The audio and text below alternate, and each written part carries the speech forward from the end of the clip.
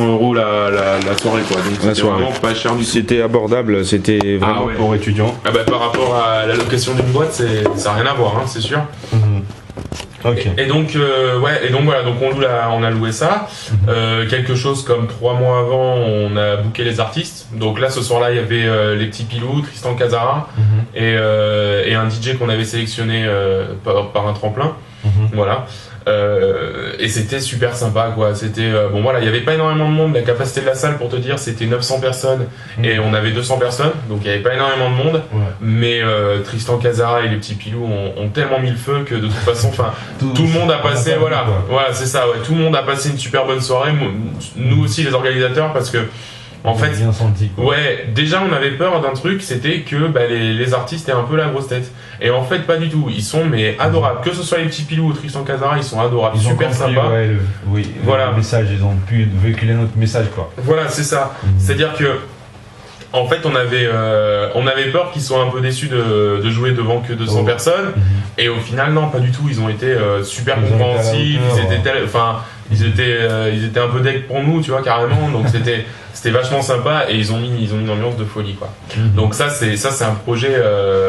En fait, quoi qu'il arrive, on regrette pas du tout de l'avoir fait parce que c'était une super expérience. Les personnes qui étaient là ont passé un super bon moment. Et voilà. Et en plus, ça tenait énormément à cœur à Olivier et Anto de faire ce festival. Donc voilà. On a d'ailleurs un article dans le Nice Matin qui en parlait un petit peu le lendemain. Mais c'est bien, voilà. C'est bien. Et pour la prochaine équipe, est-ce que tu penses qu'il y aura des difficultés voilà. En fait, si tu veux, faut pas qu'elle fasse les mêmes erreurs que nous, surtout si elles veulent faire un festival. Nous, nos erreurs, c'était peut-être de voir un peu trop grand, quoi. Parce que voilà, faire venir 900 personnes à Valbonne, tu vois, c'est pas facile, quoi. Enfin, de mobiliser tout ce monde, ouais. Et ouais, tu vois, faire venir 900 étudiants à Valbonne, c'est pas facile parce que c'est loin de Nice. Ouais. Et il y avait. Pourquoi vous le faites toujours vers là-bas? Alors, en fait, pas du tout, si tu veux. Avant, on avait un autre festival, ça s'appelait le Polytech Festival, et c'était un festival reggae qui était tout le temps à Nice. Mais le problème, c'est que le prix des salles à Nice, c'est pas du tout le même prix que le prix des salles à Valbonne. Donc si tu veux, ça s'est toujours bien passé. Voilà, ça joue beaucoup, ouais. De l'association. Voilà. Et donc, de quoi tu serais fier de laisser ASB2, quoi? Eh déjà, voilà. Parce que là, l'équipe, tu pars avec elle, quoi. Donc, voilà, c'est ça. Et ouais. Donc en fait, moi déjà, j'espère que le prochain BDE pourra refaire un festival.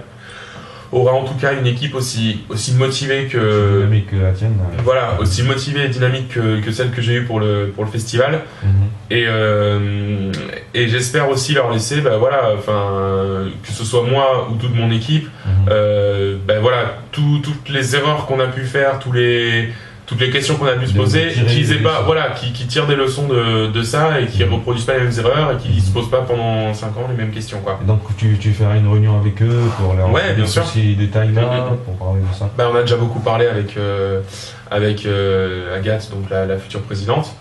Et voilà, et ouais, effectivement, on va sûrement faire une Qu'est-ce que fera Nicolas après? Je sais pas. Je pense que je vais m'emmerder le week-end. Non, en fait, je vais l'année prochaine, je fais 6 mois d'études en Thaïlande. Et cet été, il faut absolument que je trouve un stage. D'ailleurs, s'il y en a qui nous écoutent et qui ont des stages techniciens, il faut que je trouve un stage pour cet été. Et voilà. Et l'année prochaine à Thaïlande. Thaïlande. Ok. T'as la famille tous c'est à Valbonne? Non, à Cannes. À Cannes, ouais. Ok. Et voilà, comment t'as trouvé tes études, Polytech, comment tu as trouvé ton cursus? Bien. Ouais, non, en fait, si tu veux, les études, c'est vrai que c'est pas forcément ce qui me passionne le plus dans Polytech, quoi.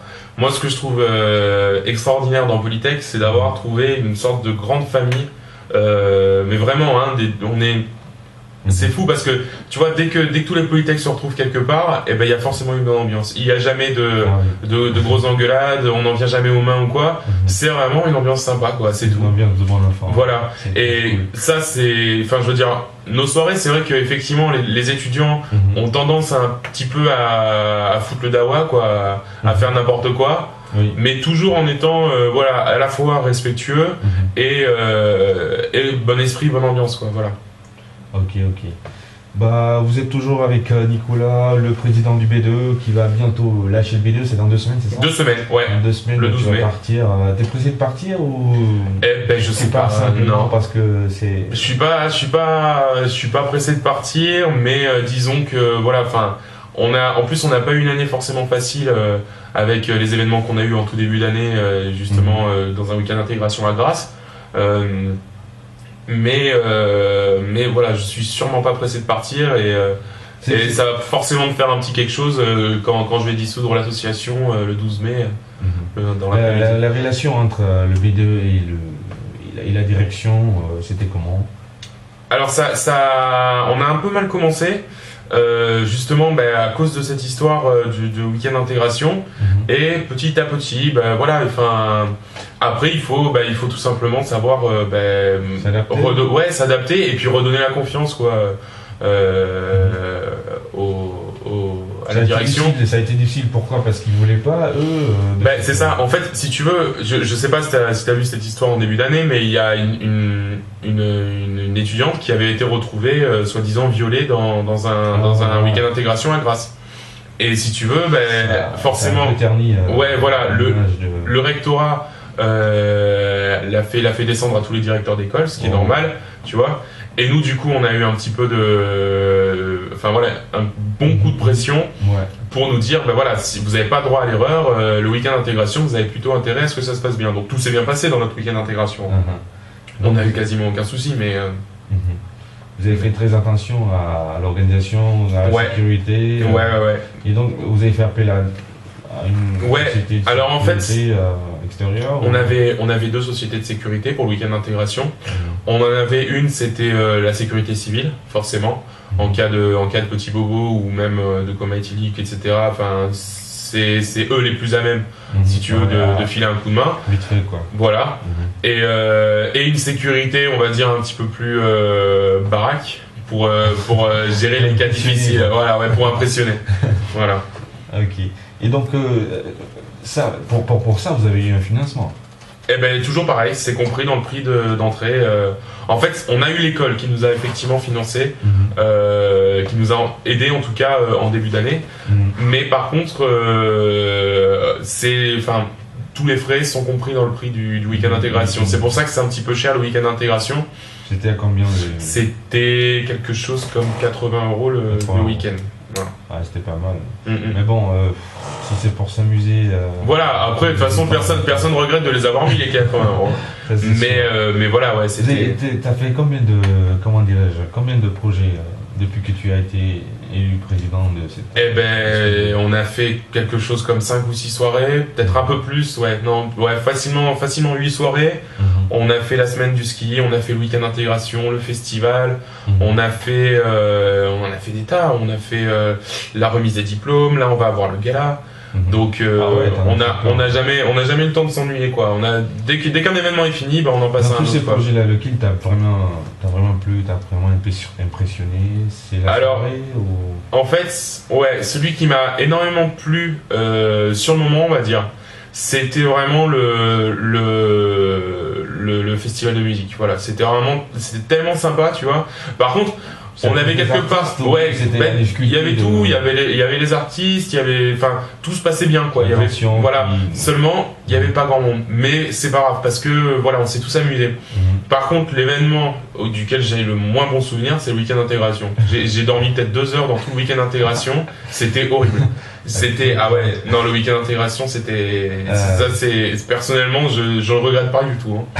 Alors ça. Donc tu diras à la prochaine de se préparer, quoi. Ouais, de bien se préparer physiquement parce que c'est quelque chose pourquoi c'était trop dur? Parce que sur tous les fronts ou bien... En fait, c'est pas ça, c'est que dans un week-end d'intégration, il y a énormément plus de risques, si tu veux, qu'il y ait des problèmes à la fois liés à l'alcool, mais aussi liés tout simplement à des gens qui tombent, qui se blessent, qui font n'importe quoi. Enfin, tu vois, c'est pas forcément que l'alcool, il y a énormément de risques pour tous les problèmes. Là, il y avait quelque chose comme 400, un peu plus de 400 personnes. Donc, il faut gérer 400 personnes. Alors, heureusement qu'on avait une sécurité qui a fait un boulot formidable et qui nous a permis de lâcher un peu le lest.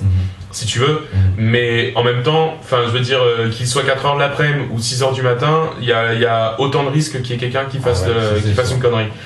Donc ouais, effectivement, mon téléphone il a pas arrêté de sonner, c'était vraiment très fatigant. Après, par contre, on a eu des bons retours et tant mieux d'ailleurs, mais voilà, enfin, évidemment, on regrette toujours pas.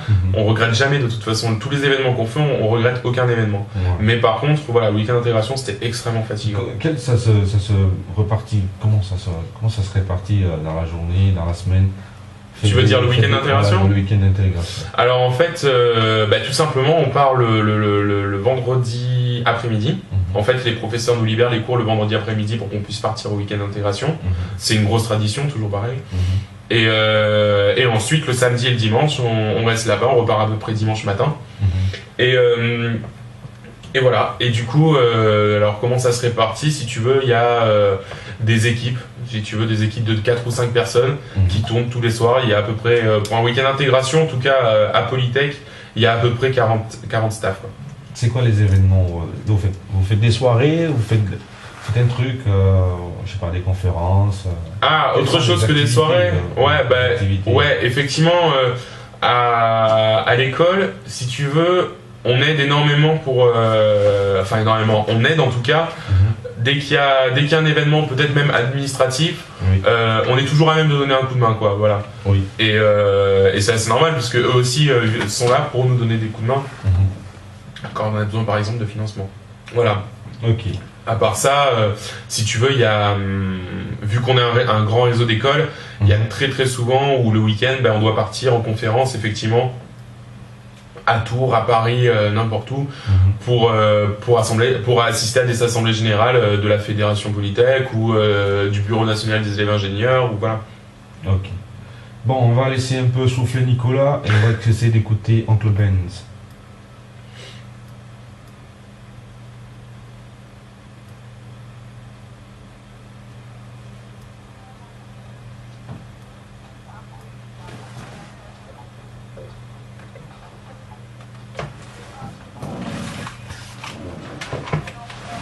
Oh là là.